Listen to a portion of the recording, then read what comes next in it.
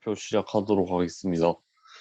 안녕하세요. 저희는 차세대 리튬이온 전지용 바나듐 산화물 양극재의 개발과 적용에 대해서 연구한 지공사팀이고, 저는 창원과학고등학교 1학년 강양현입니다.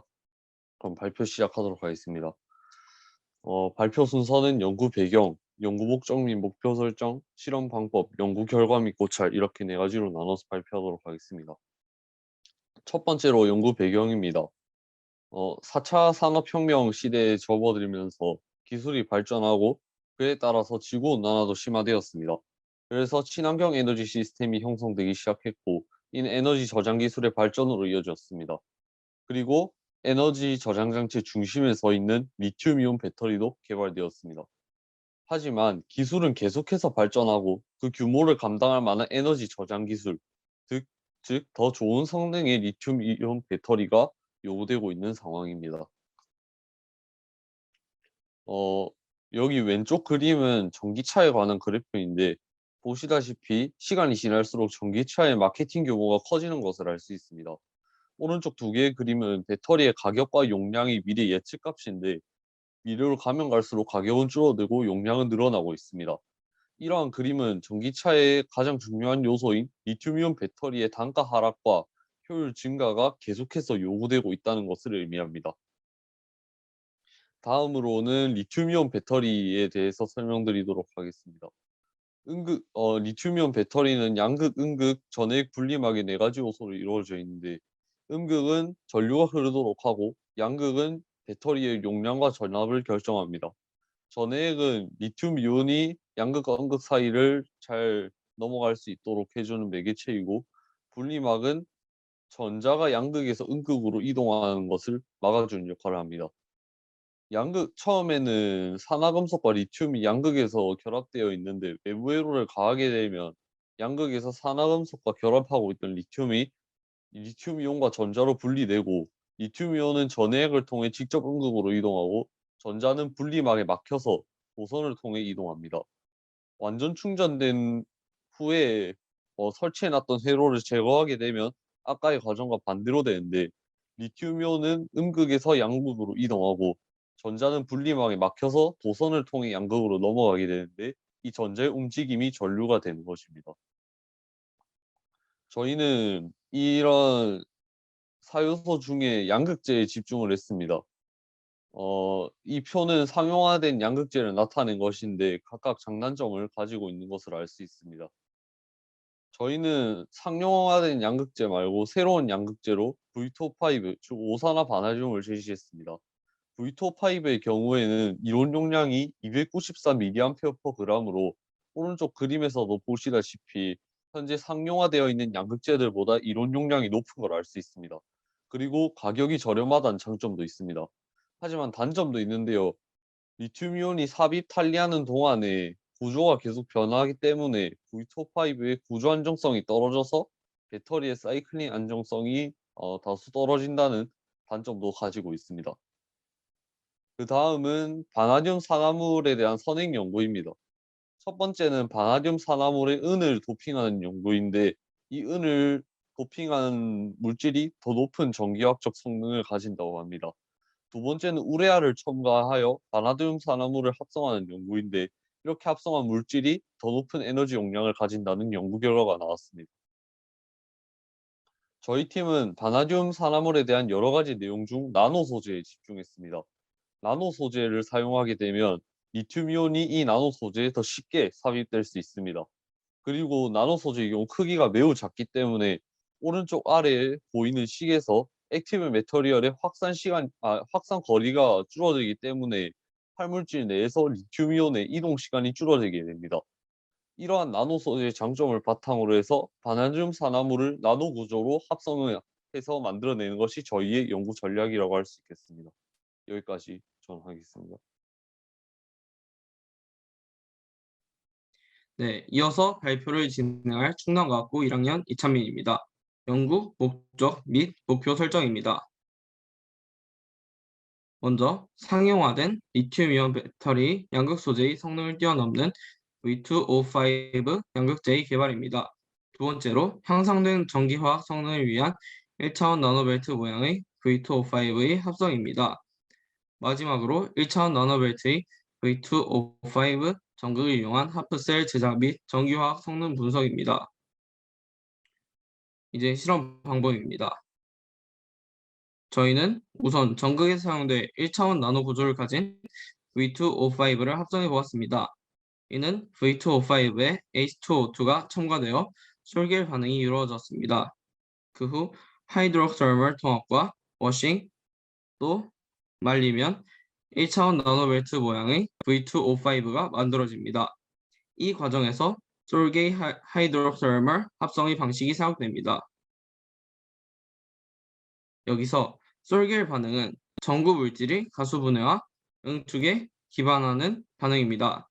pH2에서 올레이션 및 옥솔레이션 단계에서 V2O5 졸이 형성됩니다. 솔겔 합성을 통해 얻은 V2O5는 낮은 점도와 불그스름한 갈색이며 실온에서 건조되면 V2O5 제로겔이 형성됩니다.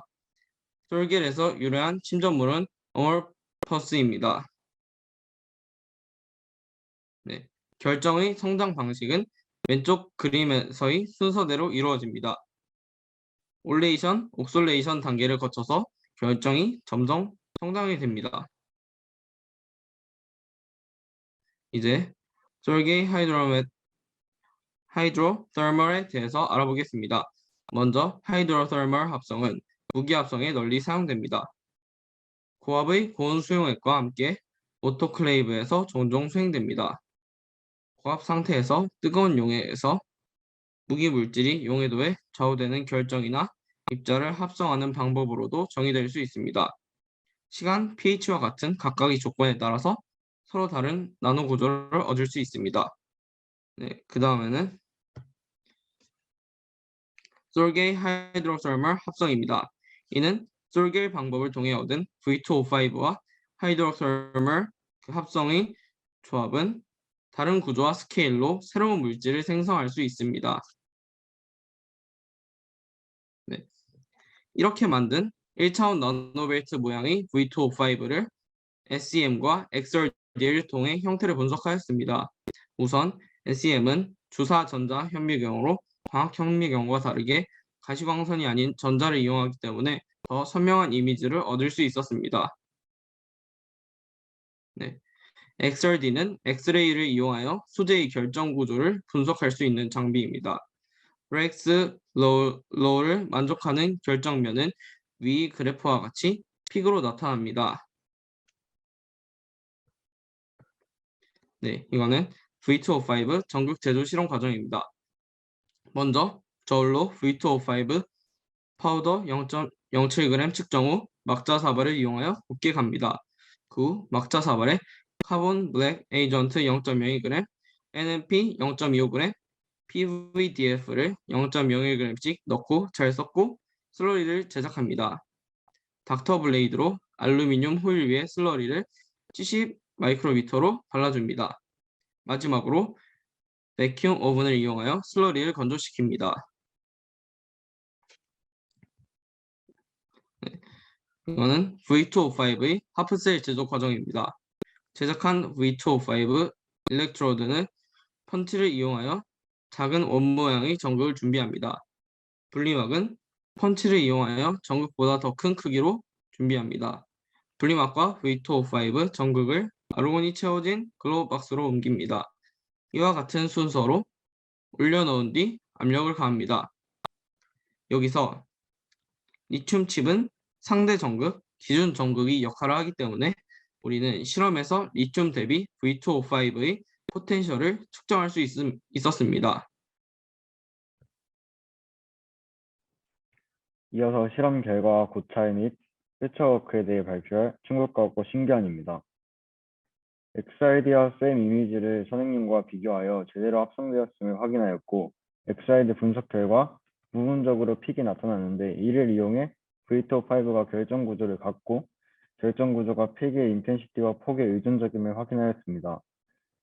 쌤으로 V2O5를 촬영하여 1차원 나노벨트 구조를 확인할 수 있었습니다.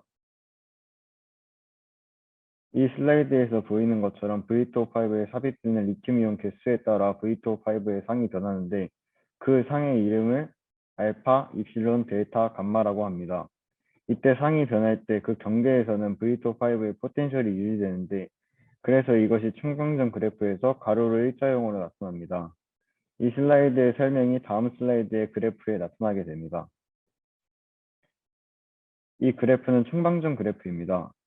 세 번째 사이클에서 50mAh/g의 전류 밀도에서 실험이 진행되었습니다. 3.4V에서는 알파에서 입실론으로, 3.2V에선 입실론에서 델타로, 2.3V에선 델타에서 감마로 상이 변합니다. 여기서 이론 용량은 294mAh/g이나 이론 용량만큼 방전 용량이 발휘되지 않은 모습을 보입니다. 이 그래프는 레이트 캐패시티의 이 그래프로 레이트 캐패시티를 확인하였는데 2A/g에서 18mAh/g의 캐패시티를 나타내는데 이는 50mAh/g에서 원래 캐패시티인 242mAh/g의 그램이 7.4%로 결과 해석하였습니다. 또한 바나듐 옥사이드 나노벨트의 캐패시티가 50mAh/g으로 복귀할 때 초기 값에 가깝게 유지될 수 없으며 이는 리튬이온의 긴 확산 길이를 가진 나노벨트 구조가 비가역성에 영향을 미친다는 것으로 결과를 해석하였습니다. 마지막으로 사이클링 퍼포먼스를 확인한 그래프입니다. 바나듐 옥사이드 나노벨트가 220mAh/g의 가역 용량을 나타내며 바나듐 옥사이드는 100사이클 후 123mAh/g으로 56% 정도라고 해석하였으며 우측의 템 이미지에서 바나듐 옥사이드 나노벨트의 길이가 100사이클 이후 확연히 짧아진 것이 충방전을 수차례 반복하였을 때 기계적 구조 파열이 일어나 성능 감소로 이어진 것으로 해석하였습니다. 다음 순서는 연구에 대한 고찰입니다. 실험 결과 용량이 이론만큼 발현되지 않았는데 이는 구조 붕괴가 쉬운 바나듐 옥사이드의 특징으로 인해 리튬이온이 들어갈 때 붕괴가 일어나면서 부반응이 일어날 수도 있기 때문이라고 생각하였습니다. 또한 전극 내에서 리튬이온과 전자가 접촉 저항으로 인해 쉽게 통과하기 힘들고 알루미늄 호일 위에 바른 쇠다리의 두께가 두꺼워서 리튬이온이 저항으로 인해 확산이 어려워서 이론 용량만큼 발현이 안 되었다고 생각합니다. 바나듐 옥사이드의 특성상 010 방향으로 길게 자라는 1차원 나노 구조체가 가장 쉽게 합성될 수 있는데 이를 이용하여 나노 구조체를 만든 뒤 복합체를 형성하거나 도핑할 수 있습니다. 하지만 기존 연구에 따르면 010 방향은 에너지 측면에서 리튬 이온의 확산 경로로 가장 선호되는 경로인데 즉 리튬 이온은 에너지적 측면으로 인해 1차원 나노 구조체에서 바나듐 옥사이드에서 길이 방향으로 확산하게 됩니다. 따라서 오히려 1차원 나노 구조체의 바나듐 옥사이드에서의 리튬 이온의 확산 경로의 길이가 길어지게 되어 리튬이온 배터리에서는 좋은 효과를 내지 못할 것으로 보입니다. 앞서 말한 문제를 퓨처워크에서 해결하고자 합니다. 문제 해결 방안으로 생각된 몇 가지 방안들을 소개하고 발표 마치도록 하겠습니다. 첫 번째로는 010면에 흡착되는 계나활성제를 첨가하여 010 방향의 성장을 억제하는 것입니다. 두 번째는 바나듐 옥사이드의 합성 시간을 짧게 하여 바나듐 옥사이드의 성장 길이를 짧게 하는 것이고 세 번째는 리튬 이온의 이동 경로인 충간 거리를 넓히는 것입니다. 가능성이 낮은 물질을 첨가하여 이동의 방해를 최소화하며 물리적으로 층 사이를 넓힐 것입니다. 마지막으로 리튬 이온이 활성화될 수 있도록 온도를 조절할 것입니다. 이상으로 발표 마치겠습니다. 감사합니다. 네, G영사 팀의 발표가 끝났습니다. 발표해 주셔서 감사합니다. 그러면 지금부터 질의응답 시간을 약 3분간 진행하도록 하겠습니다. 학생분들 그리고 조교님들도 질문이 가능합니다. 질문이 있으신 분들은 편하게 마이크를 켜고 말씀을 해주시거나 아니면 채팅창으로 남겨주시면 제가 읽어드리도록 하겠습니다. 질문해 주시면 감사하겠습니다.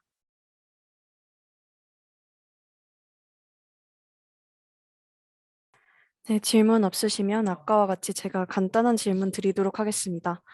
마지막 PPT 슬라이드에 조교님과 학생분들이 같이 찍은 사진이 나와 있는데 어떤 이 실험을 하면서 언제 이렇게 코로나 상황임에도 불구하고 만나가지고 실험을 어떻게 진행했는지, 약간 어떤 실험을 거기서 진행했고 그건 어떤 좋은 경험이었는지 한번 말씀해 주실 학생분 있으실까요?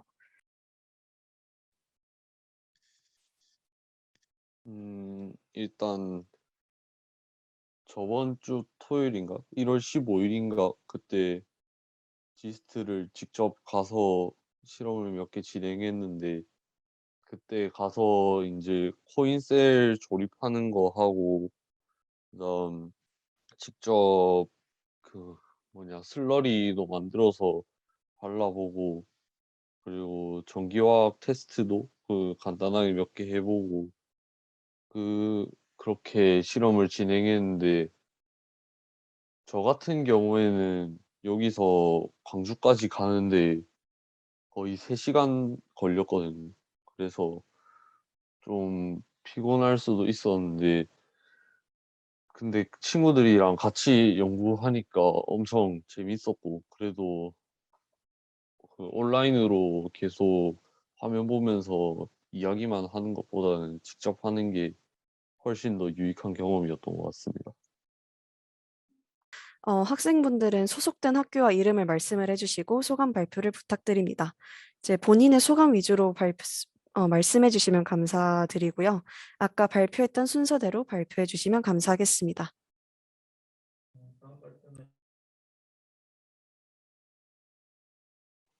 음, 청원과학고등학교 1학년 강양현입니다. 음, 저는 일단 저번 주부터 연구를 온라인으로 했는데, 솔직히 계속 온라인으로 할 때는 조금 힘든 점도 있었고, 여러 가지 좀 아무래도 온라인이다 보니까 좀 그랬던 게 있는데, 아무래도 현장 연구가 이 프리RP 하면서 저한테 엄청 큰 영향을 줬던 것 같아요. 이게 어, 이번에 대학교에 연구실을 한번 연구하는 장소를 직접 가본 건 이번이 처음이었고, 거기서 여러 진짜 뭐 책이나 사진 같은 걸로만 봤던 과학 기기들이나 그런 것들이 있으니까 신기했고, 그리고 거기서 배터리를 직접 조립을 해 보니까 이런 원리로 배터리가 구성되어 있고 이렇게 돌아가는구나라는 그런 것도 이해할 수 있어서 엄청나게 유익한 경험이었고, 그리고 친구들하고도 같이 연구하고 조교님이랑도 같이 머리 맞대면서 같이 이야기하면서 연구하니까 엄청 즐거웠고 유익한 경험이었습니다.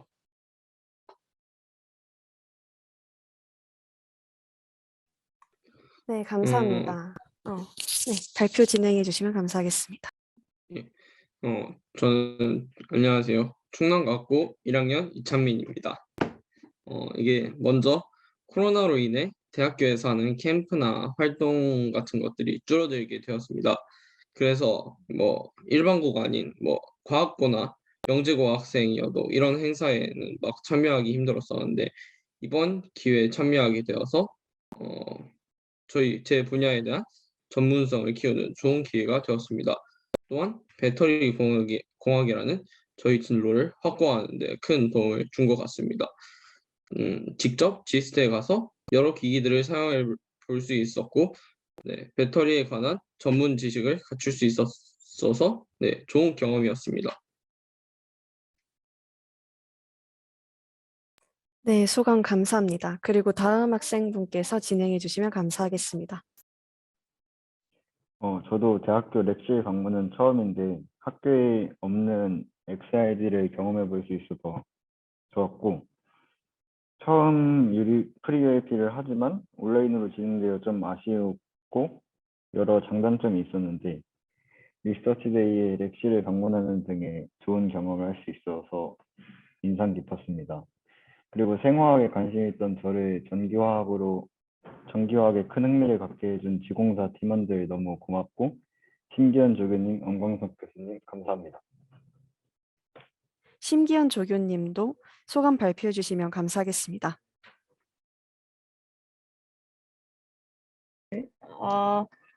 저는 학생들이 굉장히 잘 따라주고 활동적인 성격을 가지고 있어서 재미나게 프로그램을 진행할 수 있었습니다.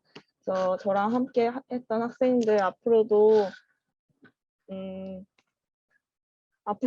더 잘 됐으면 좋겠고 응원합니다. 그리고 이런 프로그램 마련해 주신 많은 분들 감사합니다.